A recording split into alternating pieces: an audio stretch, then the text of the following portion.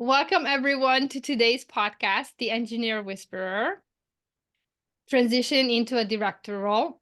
I'm super excited to be here with Rick. And as you notice, our last name matched, so that's even more cool, but we'll tell you more about it.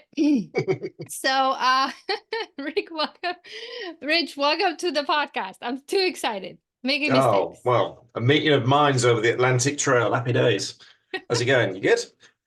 I'm good. Tell us a little bit about you before we start.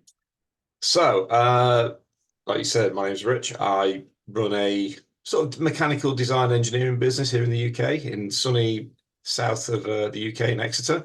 Um, been going about 7 years now, 6, 7 years, something like that. And what we primarily do is help companies with design work, excess design, offload design, and anyone in startups who've got ideas who basically don't know what to do. So, for example, some might have a really good idea for a new type of cup. How do they make that? How do they get the designs done, the modeling? How do they go into manufacture? How do they then take to market, sell? All that sort of stuff. So it's a real wide ranging various processes that we do, to be honest. Oh, sounds like super cool. I mean, that's what I do too. Well, with ideas and then how to execute on them. Absolutely. Yeah. Excuse me. Well, let's get going. I invited you here to tell us about your transition into the director role. And I asked this question before we started into the transition conversation of how did the role find you? Were you invited? Was this always part of your career plan? Tell us more. So I think it had always been in the back of my mind to run my own company. And I think when you start off your career, I mean, went through the traditional path of education, had an interest in destroying stuff, basically taking it apart, rebuilding it. It wouldn't work. What have I done wrong? Just a natural draw to nuts, bolts, hammers, metalwork, destruction, things like that. Went through the traditional sort of engineering route. In the UK, particularly, you get your maths, GCSEs, A levels, and then you go to university, do a degree, and it opens a lot of doors. And I went down that route, and I'd always enjoyed it. And the challenge of design of someone comes to you with a problem, how are you going to fix that? What are you going to do to get around that? How can we make this work? Those sorts of challenges, the materials. And what I found over a period of time is that although I like working for people, I've always enjoyed working for people, there was something in the back of my head saying, no, you got to do this for yourself and make a go of it and do it now, because if you don't do it now, you'll regret not doing it. So it was always there as in, okay, I want to be my own boss. I want to create my own sort of destiny and see where it takes me. And if it fails, it fails, but it's not going to fail. I'm going to work really hard at this. And so it was always there, I think. So even before you entered the industry, before you became an engineer, is somewhere. I think so. I think it's always there. I mean, it, Did you have a role model? Because usually that happens that you saw someone as you were growing up. So did you have an I think inspiration? not so much growing up, but certainly in the last employed job I was in, definitely. I mean, my boss at the time, Bob, he basically started the business from scratch. He had a similar sort of role to me. He was employed. Things didn't sort of work out, or so I'm told with the story. So he set up on himself. He saw a market and he set up on himself, and he had a product that he was going to build, conquer the market, make millions, as we all start off. But it didn't work out like that. And the same story for me. And I followed, talking to him how he did things and how he got there and the struggles and what he did. It was kind of inspiring. So I thought, yeah, do you know what? I can do this. I can do this. But that sort of really gave me the confidence to have a go at it, as well as the support from my wife and things. I mean, without her, I'd have been stuck. So shout, she can't hear me, she's downstairs. So Yeah. I'll tell her later. But it was that. So that was the role model. But other than that, it was always a case of, I think working the 9 to 5, as we call it over here, Yeah. is very, oh, get up, do that, work for someone else. They get a lot of the rewards. So that's a premise that you work with and that's sort of fed to you. Whereas when you're your own boss, you control your own destiny. So And I think I'd always wanted that. I didn't really want to be employed by people, if that makes sense. And you realize that when you turn, I mean, I turned about 32, 35, and I was like, yeah, do you know what? I want to, now I know I want to do this on my own. Well, I speak with lots of engineers who have this idea and have this gut feeling, but they never go to the step where, okay, I'm gonna take a small action. I'm Mm. actually, they're actually gonna do it part. So I wanted to bring you on today to just share your story, just like you said, you talked with Bob and Bob shared his Mm. story. So I wanted to give you the mic so you share your story, and maybe one engineer out there who's thinking, yeah, I always thought about that, but I don't know how to get started. So Yeah, let's it's talk about your transition. Yes. so it's I What? mean, I don't know how it works over in the States, but over in the UK, I mean, there's generally a couple of things you can do. If you say, right, I want to work for me, be self-sufficient, work for myself, you can be self-employed, or you can be a limited company. And there's other variants of this, but I'm talking very generally. There's pros and cons to both. So again, like I'd probably be a corporation over in the States Mhm. where if you know the book, The Rich Dad Poor Dad, Robert, I can't remember his second name, bless him, Yes. but he talks about this, about how he is a company because it's just a bit of paper that you pay for, but it gives you a lot of different rules and regulations to follow, and some are really good. So over in the UK, it's the same sort of thing: self-employed or own a company. And when you own a company, generally you become a director, you're a shareholder of that company, you become a director of that company, and that you're the legal entity behind it. Hmm. And that's how you start out. Now, like you said, with lots of people, they've got this great idea, right? We'll start a company from an idea. Mine wasn't like that. I'm, it's not that I don't generate ideas, I don't generate my own ideas. So I'm much more of a, okay, if you give me an idea, I can sort that for you. I can make that work with what I know, fix the problems, Okay. let's make the product, off you go. I've always been that way. So I thought, okay, let's do this. So when you transition into a company, all of a sudden you've got to do everything. You're a one-man band. It's not like a directorship, as in working for a company. So, like, say, a sales person becomes a sales director, where you've got Yes. a team of X amount of people, and you're just doing your job. You're now managing that people, Yes. and you're specific on the marketing role. You go from being employed with a regular income to being employed by yourself with no regular income, and you start from absolute scratch. You have got nothing in the bank.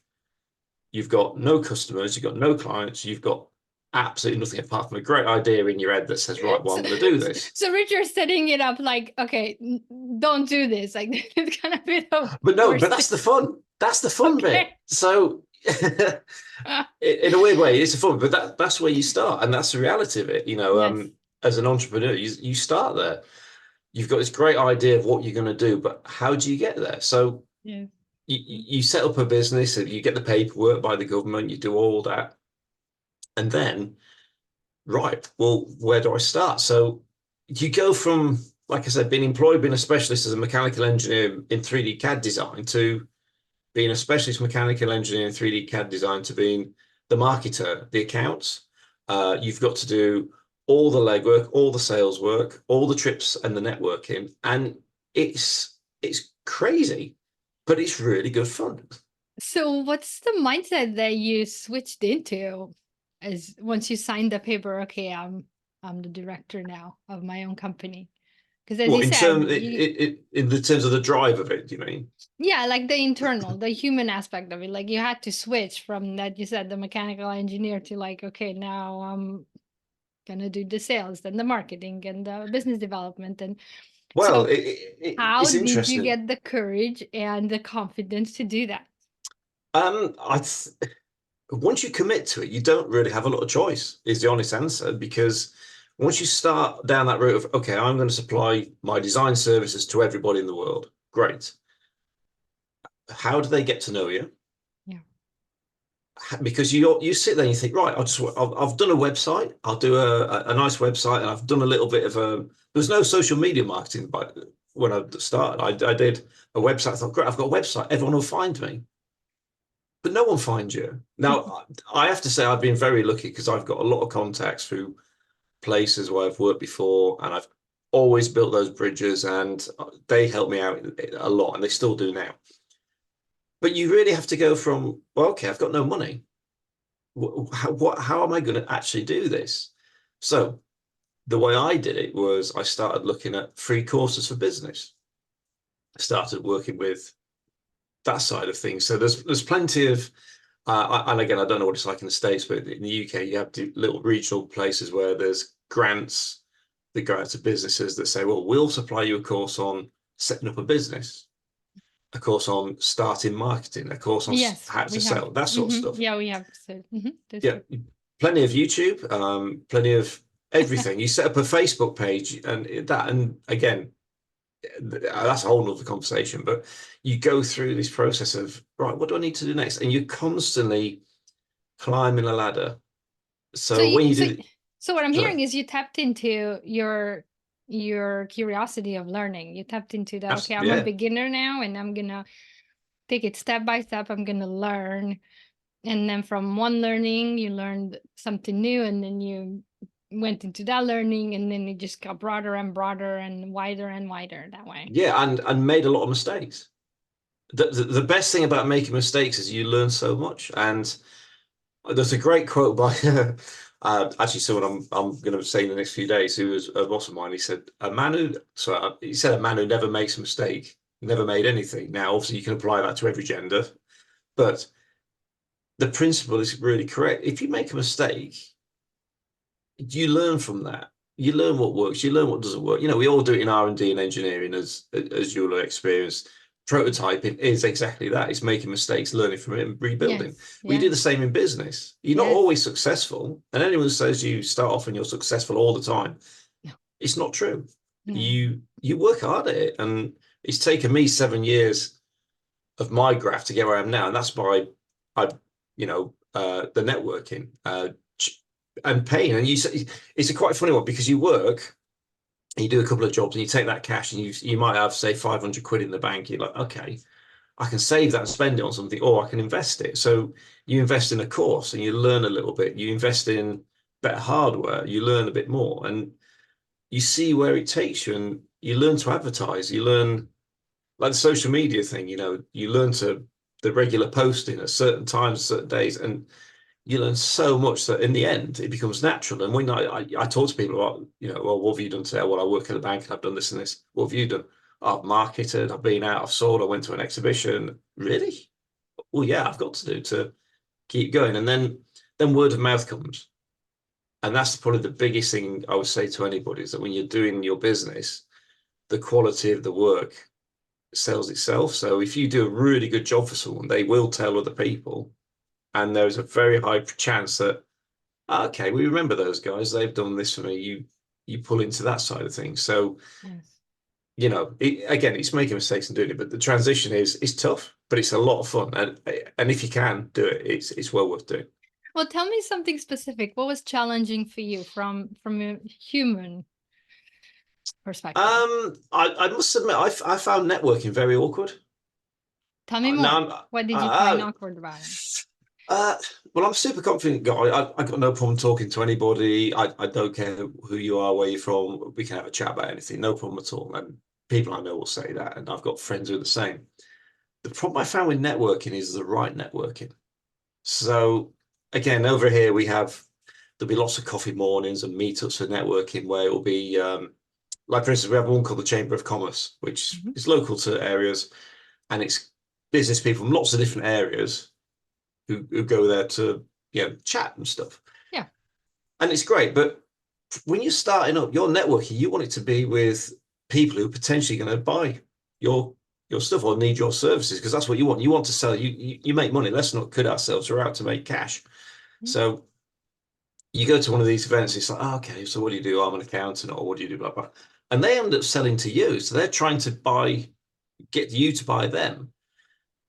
So what I found was it was sort of not reticence to do it, just reticence to do the right one and finding the right networking spaces which are relevant to your industry. I found was a key thing, and I've done that now. I've got a few of those, and they're amazing. Once you go in there, you start collaborate with people on different projects, and it works brilliantly well. So It how works did you really well. find those networks that work for you? A lot of pain. I'll be honest with you. A lot of going to different networks, really, Okay, so just and going from trying. And one of the ones is a lot of people say, "Oh, the free networking." No, don't do that. If you can find a network that is paid, like a membership, Mhm. find that and get into that, because they generally are people who have they're interested in being there. So I'm a member of 3 or 4 manufacturing networking groups, and it's great because you go in there, everyone is like-minded, they're manufacturing, they're all manufacturing different things, but they understand where you're coming from and what you're after. So if I need, let's just say, an injection molding designing or making, I can design up the parts. I can say, right, we've had a chat, I really like what you do, got a good relationship going, here's the parts, give Yeah. me a quote for that. And Yeah. that's how it works, and it works well. So it's worth doing. The other ways is actually as simple as Googling. As daft as it sounds, you Google a manufacturing network or something that's relevant to your industry. So I know if you're into bikes, you might look at a mountain biking group, Yes. things like that. You look at the relevant places, and so yeah, so doing that was a biggie. But once you get it right, it really pays dividends. It gives you a lot of experience. There's a lot of people to bounce ideas off, and you can use them, and they can use you, and it's very good. It does work Yeah. really well. I love how you said find a community where you get each other, where people get it. So that I don't have to explain, okay, well, what am I doing? Why am I doing what I'm doing? It's almost like everybody gets the first level and it's understood. So then the Absolutely. conversation always starts at as I call it, at level 2. Yes, yeah, absolutely. And for that, you can drive quite a bit of business out of that. I mean, the way I've specifically targeted my business is for that sort of work where you have engineers who maybe have too many projects on, you can contract that work out to me so I can do that.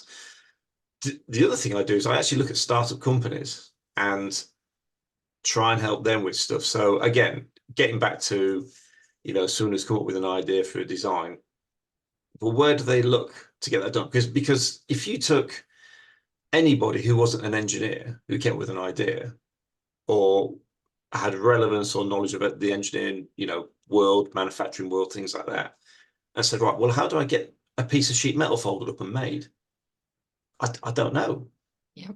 So it's making sure that while you're in these networking groups of manufacturers and stuff to talk to them and get their work, you've also got to think, well, actually, where are these other people going to be looking? So Yes. then you start going down that sales route of customer avatars. Where are the people looking? Where are those people looking for your services? And you have a deep dive into it. And Yes. a lot of work I've just finished in the last couple of months with good good colleague. We've delved into all of that, and we've done this course, and so now we're starting to fire that a bit more into the social media marketing as well. But it goes down to looking for your target markets. And a little bit putting yourself in their shoes. Absolutely. Where would, as you said, where would someone look for bending sheet metal? Yeah, what would they type? What would they type into Google? Exactly. What would they type in? Like, So, and that's one of the transitions into being into directorship from my perspective, because you have to think not how you would normally think. Like, so if I wanted to get something made, I go, well, I'm going to go to XYZ, blah, blah, blah. I know him. His name's Dave. Let's chat to Dave. yes, yes, You have to think as a consumer. You have to think, well, hang on. yes, Okay, what would they type in? How would they find you? So you try and do that, and that's an art in itself. But it does work if you get into it and start thinking differently. So the transition is actually, yes, you need to pick up all these skills, and yes, you need to do basic accounts, and yes, you need to be good at maths, and well, not necessarily good at maths, but you've got to learn to understand it. But you've also got to learn to understand your customer. yes, And that's yes. probably the biggest lesson I've learned is understand your customer and think about where they're going to be, so they can find you, but you can find them at the same time. So there's a So lot to transition over. yeah, yeah. So when you were working not for yourself, Mm. I'm curious, were you thinking about the customer as much as you're thinking now as when you're owning your own business? Honestly, no, I don't think so. If I was, it was specific. So, for instance, if we had a project to do a product, the first thing I would we would do is it was company practice, and it's probably standard practice in a lot of places. Is you have a set of customer requirements.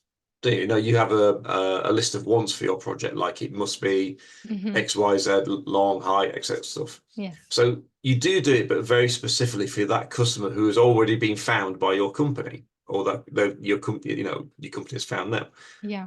So it's a very specific set of instructions for a project. It's like I can't remember the technical name, but It's already given. Yes, yes. So it's already given. it's already given. It's almost like, I mean, you consider it, you use it, but you don't go find it. You don't go think about Exactly. it. You don't like put yourself into their shoes. And that's what I want to highlight for those who are listening, this amazing skill as we're all capable of. It's just because we haven't used it and it's not required of us to use Hmm. it, doesn't mean that we don't have it and then we can't master it and learn more about it. So that's what I'm hearing from you. It's Absolutely. you just switch that. Oh yeah, yeah. I mean, we used it just in a different way, and now I have to find this other way to use it to get to that level of where I have my customers' requirement. But first, you have to find the customers. Absolutely. Yeah, it's First step exactly that. It's before the exactly second that. step, and that takes that mindset shift of, okay, I can just sit here and wait for the customers to find me. I have to Mhm. go out there. I have to go find them. I have to think like them. Where would they gather? Where would they be? All right. You do. You absolutely. And I think for the first probably 2 months of what I did, I thought, oh, great. Well, everyone will find me now, and everyone will be wanting my skills, experiences. And it's like, no, they don't. They really don't. You have to really put the graft in to get known and push your contacts that you know. Oh, do you know anybody who might chat to them and really work your angles? And it's graft. It took probably about 2 years to start a ball rolling. And even now, you're always up and down with bits and pieces. Yeah, it's a lot of fun. It's good. Well, you learn more. Absolutely. Yes, you Like do. you You said, really do. you failed, and then it's like you know more than you knew before. It's you expand it to what you don't know when you don't know. Absolutely. Yeah, yeah, yeah. You literally do not know what you don't know. And you have to try and fail at the marketing. And when you get to that point of you get a bit nervous sometimes when you're, okay, well, what's next? What am I going to do? So you start thinking, and right, how can I improve Yeah, in this area? Well, how can I do this? How can I grow the business? What can I, yeah. and yeah, it's a challenge. Well, Rich, tell me what was surprising for you, if anything, in this transition. I think there's two things that are surprising with doing this sort of thing is A, what you're capable of and your determination level. You mean what you're capable of? Yeah, I think so What because I'm capable of? yeah, I think what I was capable of because Uh-huh. if you'd have ever said, okay, well, you're going to run a business, great. Did I know what it entails? No, is the honest answer. I was a little bit probably blinkered is the right word. I thought I'd just go into it, get on with it, be fine, make some cash. But it's not like that. And that you say that transition into being the jack of all trades and everything within the business until you get to a stage where you can employ a few people and they can sort of, Yes. filter down. Um, it's knowing that you can actually do it because I didn't think I could do accounts. I still can't do accounts, but I can do the basic accounting. Um, the marketing now, I never thought I'd be into marketing, but now I have to be. I had to be into it. So you've got to develop those skills in there. We can't afford to pay for someone to do it, and if you're lucky enough to start a business and you can say, right, I can afford a marketer, I can afford that. Great, good for you. But for a lot of us, it doesn't work like that. So It really, doesn't you really work. change your mindset. You changed how your perspective from, I don't think I can do marketing, to, I'm gonna do at least the basics. I'm gonna find out how to Absolutely. do at least till that transition, till I get hot, till I'm Yeah, able to hire someone else. that's exactly right. Yeah, exactly right. I mean, I will never be brilliant at marketing. Let's put it out there. My skills are engineering and design and things like that. And I Yes. totally with that. And like maybe in a couple of years when we get a nice amount of people, management side. I've managed one person in my life, and the management side scares me because I'm not a manager, but I will have to do it.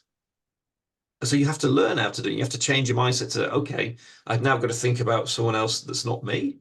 How would they react in this? And that is, it's quite nice actually because I actually practice on the kids. So when they're at, right, have you tried doing this? Oh, okay, right, that didn't work. What's next? So you can build your management skills up with the family and try that. But so yeah, so I mean that was one of the trickiest bits, and certainly transitioning and that challenge of actually growing a business is hard, but it's interesting, it's fun, and the challenge is there. And I like a challenge. It's no fun if there's no. If it was too easy, everybody would do it. So Yeah. Did someone help you along the way? And especially when you felt like, oh, I don't know how to do accounting and marketing and all these. It's that line where our mind says, well, just give up. I'm sure you had that moment too. I had oh, it too, absolutely. where I Mm. questioned what I'm doing, and then I'm just like, just gonna throw everything out. So I'm curious, was there someone who helped you to Yeah. gain your believing yourself back? And Yeah, who was absolutely. that? Yeah, I got loads of people. So I mean, my wife particularly just so happens she's an accountant, so that was quite handy. So when Yeah. I started doing the accounts, and then I could take those on for you to do the basic stuff. So that was great. We had 5 years of her doing that, and that was fantastic. Um, my mate Craig actually, who's a really good friend of mine who works in recruitment, and just chatting with him because he's done the same thing, and he's run his own business for years. So he was giving me advice. Adrian from local company in Exeter really helped me out with not only supplying work, but you know, pushing me to the right contacts. And he was, I don't think he meant to be, sort of give me a bit of a mentorship, looking at, oh, okay, well, this is how we do this bit, this is how we do this bit. Mm. People have known in the past, Bob, my old MD, fantastic to run advice past and ideas. And he would give you really good frank advice. And if you would say, don't do it, don't do it. Uh, Bruce, an old MD, yeah, again, same thing, offers advice, but recently actually on how to do this and the sales side of things. And there's too many people to mention. I mean, Adam, another guy who's taken me through a sales course, really good, really knowledgeable, really good on like focusing on the customer, that side of things. So yeah, you got to take advice, use free advice, but you got to pay for it if you want to really know how to do it. Well, you're proving one of my beliefs that at the beginning, when we have an idea and we want to execute on it, our mind says, "Oh, you're alone. You won't succeed because you don't know it," and then that's it. And you just have to push a little bit, even our mind and our mindset, push on and like challenge ourselves to say, "No, no, hold on. I have really good people around me who I met over the years." Absolutely. Who are willing to help me just a little bit. It's like, swinging. You have kids, I have kids. My kids would be just push me a little bit until I get, the momentum going, and then they Mm. would figure it out how to keep the swing going. So I think those little pushes, but we have to be willing to let others push us, and sometimes to ask for that push. Just a little Absolutely. push. Give me a little push. Give me a little feedback. Give me a little advice. Some tips, some tactics, something till I get going. And we overlook that, or we forget. Our brain wants us to, of course, not do something that's scary. So our brain takes that knowledge away from us in those moments Absolutely. when we're Yeah, full of yeah, and fear.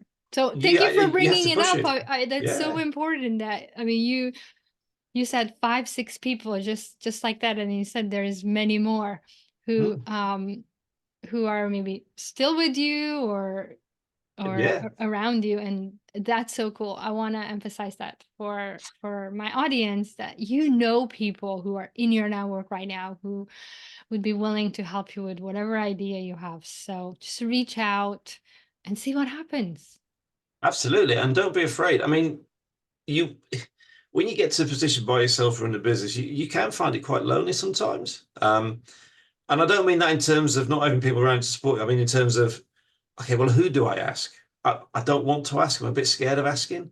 Don't be. The worst that someone can say is no, Yeah. and that's it. Yes. That's all that can be said. There's nothing bad's going to happen. They Yes. can say, I can't help you. Right, fine. Who can? Find someone else. And don't be afraid and just steam straight through into it. There's nothing bad can happen by asking a question, is Yes. there? So use Yes. that mindset and just say, well, okay, well, I've got to do it. I will do it. Let's go Um, chat to someone who can help. yeah, as you said, I'm committed to make this work. So I know there are people out there who are willing to help me. I just need to find them. That's And yeah, that's then, the engineering mindset comes in: test, try, fail, learn from it. Again, test, try, learn from it. absolutely. And So, every day, just yes, repeat that loop and just keep going, and it will work. It will yes, happen, yes. but it might take time. But you've just got to keep going at it, and that's if you've got to have quite not a thick skin, but you've got to be fairly tough mentally as well, and that will come over time. Wasn't massively mentally tough when I started. I am now, Well, and how did you get there? well, there's two things. I mean, now this is a little bit of an offshoot, but Sure. I teach a self-defense class, and my instructor, and still is my instructor, he was in the Royal Marines in the British Army or Navy, one of them. He'll be upset either way, which one I've said. But the Royal Marines have a mentality, and it really is up here. Nothing can stop you. You can get on and you can do. Basically, you don't stop. We'll make it work. We got to get up there. We'll make it happen, and that flows through when you train with a Royal Marine or anyone from the military or the services. They have a mindset, and it Yes. comes to you, Yes. and you apply that into your business as well. Of okay, well, I'm finding that tough, but I've got to get through it, and I will get through it. If every barrier you came to, if you said, "Oh, it's too hard, I'm not going to do it," oh, you might as well just shut the doors and stop because you're not going to get anywhere. You've got Yes. to have an attitude, like you said. Yes. Try, Yes. fail, try again, keep going. Yes. So what helped you is having a role model, someone through who you experience what it is to have that, I I guess, think so, that yeah. emotional intelligence, and But then you can that. see people have done it before, so if they can do it, why can't I? Well, yeah, yeah, but I'm trying to find out how you did it so that we inspire someone else for them how to do it. So that's the key. So It is you role models. Role models yeah, help. so what you're saying is you were pursuing something that you loved doing, and then through that you met someone who inspired you. Absolutely. Yeah, absolutely. And it could be anyone. It could be a sports star. It might be an entrepreneur you really admire. Look how Yes. they did it. Try it and go around it and do it and just have Yeah. a go. And you will fail, but you will succeed at the same time. Yes. And you've just got to keep pushing that. And you've got to keep going. You've got to be blunt and just keep going and but you got have your skills in your area as well, so your reputation becomes up. But it's just a case of, well, I've got no business this week, right? How am I going to get some business? Research it. Look at what people have done before. That's a good idea, right? I'll try that. Try and fail. Well, besides the keep going, you've been sharing so much. I hear a whole process and systems thinking of how to keep going. Mm, Learn, talk to people, network, find your community, find mentors, strengthen your emotional intelligence, work on your skills, work on your talent, understand what the customer wants, how to find mm. them. I mean, I just said 10 things that that you shared today. So I'm sure there's more that I can't remember right now, but Probably. yes, in that keep going, all And, that and is in there.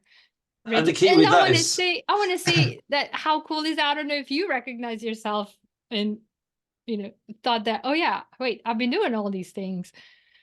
So you've been doing all these things. yeah, How these things cool. are all there. And when I started, like I say, we reeled off 10, 12 things. When I started, I didn't know any of that. And you get that from learning, Yes. and you get that from doing. And Yes.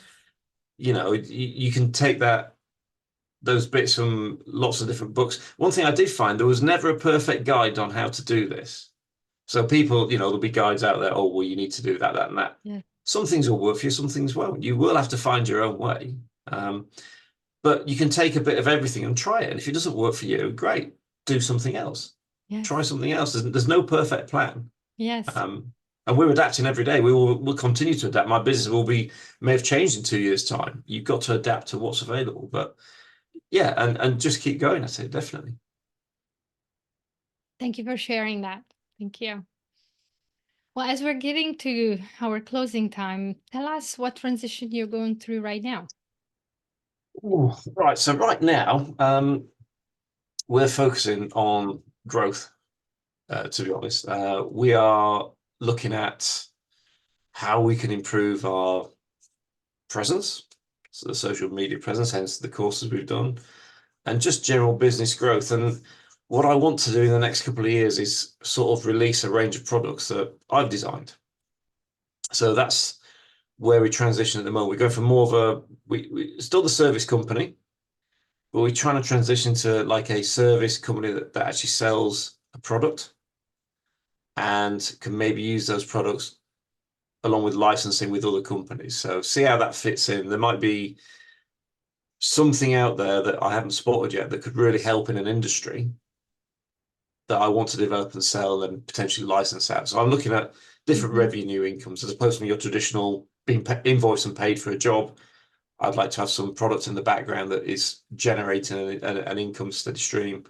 Yes. And likewise, maybe some licensing agreements. So that's the transition where we are. So we're taking it purely from, oh, you have a job, I'll do the job, I get paid, to still doing that, but looking at other revenue incomes. And I think that for a lot of businesses I've looked at loads of businesses, everyone that makes a lot of money, because frankly, we're here in it for the cash as well as the passion.